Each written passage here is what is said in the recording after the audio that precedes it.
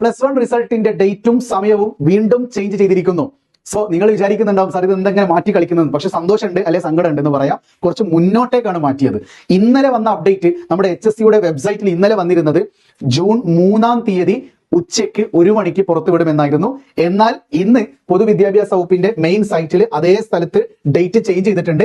HSCയുടെയും VHSCയുടെയും സമയം ജൂൺ 2-ാം തീയതി 3 മണിയാക്കിയിട്ടുണ്ട്. സോ ഇനി വെറും 3 ദിവസം മാത്രമേ മുന്നിലുള്ളൂ.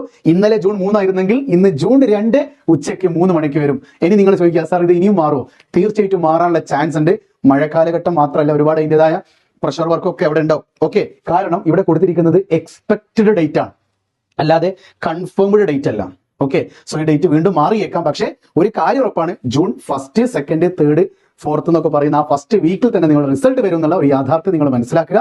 ജൂൺ 3 ആയിരുന്നു ഇന്നലെങ്കിൽ ഇന്നത് ജൂൺ 2 വൈകുന്നേരം 3 മണി. സോ ഒഫീഷ്യലായിട്ട് പറയുകയാണെങ്കിൽ എക്സ്പെക്ടഡ് ഡേറ്റ് ജൂൺ 2-ാം തീയതി വൈകുന്നേരം 3 മണിക്ക് നിങ്ങളുടെ റിസൾട്ട് പുറത്തുവിടും.